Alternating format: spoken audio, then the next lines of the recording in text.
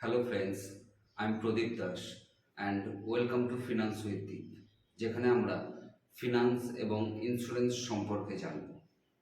ভিডিওর টাইটেল দেখে হয়তো বুঝে গেছো, আজকে আমরা জানব ক্রেডিট কার্ড নিয়ে।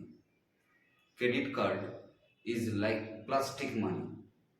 যেমন টাকা দিয়ে আমরা যে কোনো জিনিস কিনতে পারি, শপিং করতে পারি, জীবনের জন্য প্রয়োজনীয় কাজগুলো করতে পারি। যেই সব জায়গায় টাকা ব্যবহার করা যায় আজকের ডেটে, সেই সব জায়গায় আমরা ক্রেডিট কার্ডও ইউজ করতে পারি। খুব সহজে যদি বলি, credit card is invisible plastic money with a limit. এই লিমিটটা 50,000ও হতে পারে, 1,00,000ও হতে পারে। কাস্টমারের ইনকামের উপর ডিপেন্ড করে ব্যাংক এটা ঠিক করে। তাহলে আমরা এটা খুব সহজে জেনে গেলাম যে credit card is one kind of cash. Credit card সবাই পায় না।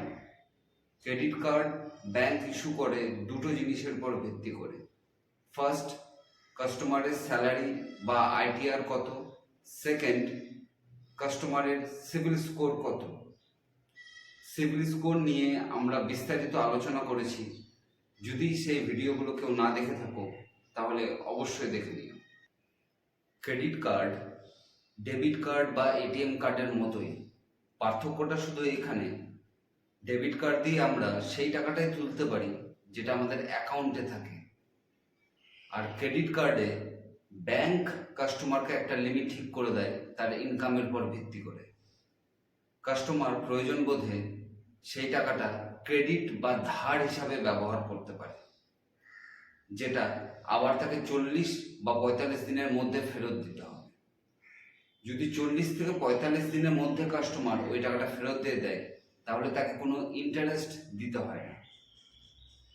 ক্রেডিট কার্ড আজকের সময় আমরা অনলাইন ট্রানজ্যাকশন, মানি ট্রান্সফার, এমনকি এটিএম থেকে ক্যাশ উইথড্রল করতেও ব্যবহার করে থাকি। ক্রেডিট কার্ডে যা লিমিট থাকে তার সবটাই আমরা ব্যবহার করতে পারি, কিন্তু ক্রেডিট কার্ডে যা লিমিট থাকে তার 30% আমাদের ব্যবহার করা উচিত। এতে সিবিল স্কোরও ইমপ্রুভমেন্ট হয়।